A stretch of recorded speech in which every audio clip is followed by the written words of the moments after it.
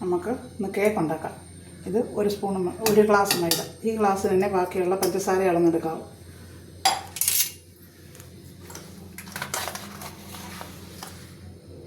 ഒരു സ്പൂൺ, നല്ലതുപോലെ ഒരു സ്പൂണ്, ഇത് നിറയാനുണ്ടാകും. അടുത്ത ഒരു സ്പൂൺ ബേക്കിംഗ് പൗഡർ, 1/4 സ്പൂൺ ഇച്ചിരി മതി ബേക്കിംഗ് സോഡ. ഇത് ഇത്രയും ഇട്ട് എല്ലാവരും അരിച്ചെടുക്കും. ഞാനാണെങ്കിൽ മിക്സിക്കകത്തിട്ട് നല്ലതുപോലെ ജാറിലിട്ട് 2 വട്ടം അടിച്ചെടുക്കും. നല്ലതാണ്. അതേ അളവിൽ നമ്മൾ പഞ്ചസാര എടുത്തിട്ടുണ്ട്. പഞ്ചസാര നല്ലതുപോലെ പൊടിച്ചെടുക്കണം.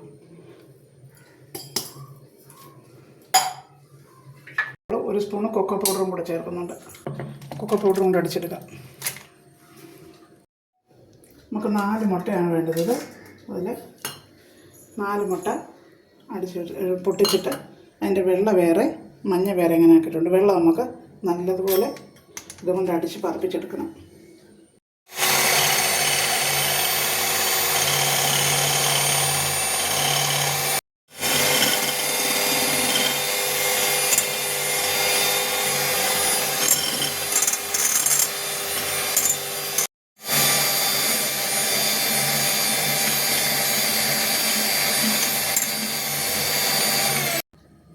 അതുകൊണ്ട് നമുക്ക് ഒരു 1/4 സ്പൂൺ വാനില എസൻസ് ചേർക്കണം.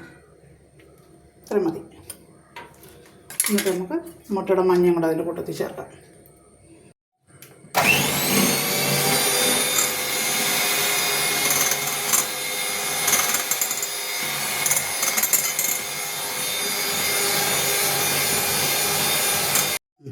നമ്മൾ പഞ്ചസാരയും സ്വല്പം കൊക്കോ പൗഡറും ഇട്ട് മിക്സിക്കകത്തിട്ട് അടിച്ച് നല്ലൊരു പൊടിച്ചെടുത്തതാണ്.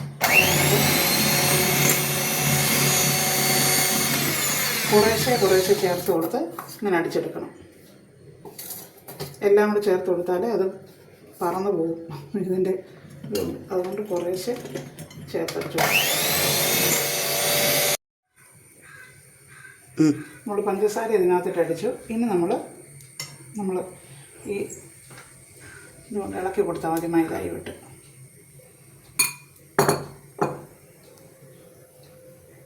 ഇങ്ങനെ ഒരു വശത്തോട്ട് തന്നെ നല്ല വൃത്തിയായിട്ട് ഇളക്കി യോജിപ്പിക്കണം.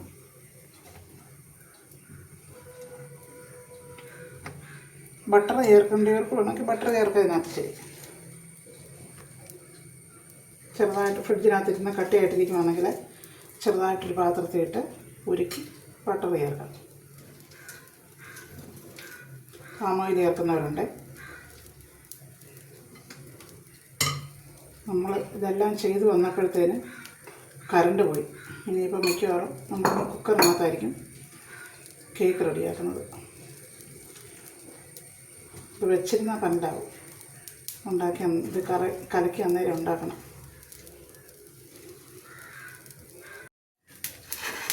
നമ്മൾ കുക്കറിലാണ് വെക്കുന്നത്. അന്നേരം നമുക്ക് അതിനകത്തോട്ട് ഇച്ചിരി ബട്ടർ ഇട്ട് കൊടുക്കാം, അടിക്ക് പിടിക്കാതിരിക്കാൻ.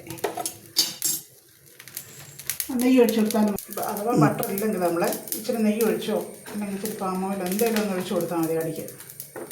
ഇപ്പോൾ ബട്ടറായിട്ടേക്കുന്നത് നമ്മൾ ബട്ടർ ഇട്ട് കൊടുത്തിട്ടുണ്ട്. അതിനകത്തോട്ട് നമുക്ക് കേക്കിൻ്റെ ബട്ടർ ഒഴിച്ച് കൊടുക്കാം. നല്ലതുപോലെ ഇളക്കി എല്ലാം റെഡിയാക്കി വെച്ചതാണ്.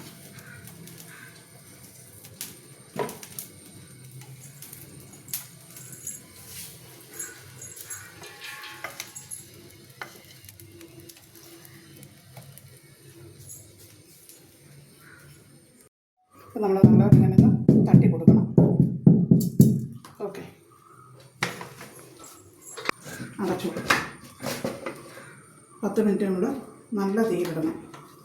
5-7 മിനിറ്റ് ഇട്ടാലും മതി, കുഴപ്പമില്ല. നല്ല അത് കഴിഞ്ഞ് നമ്മൾ 25-30 മിനിറ്റ് തീ ഫുള്ള് കുറച്ചിടണം. ഓക്കെ, ഉണ്ട്.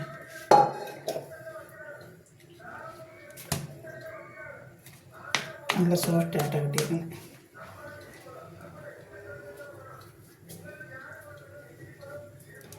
ഉണ്ട്. ഓക്കെ, കഴിച്ച് നോക്കുക. കൊള്ളാവും.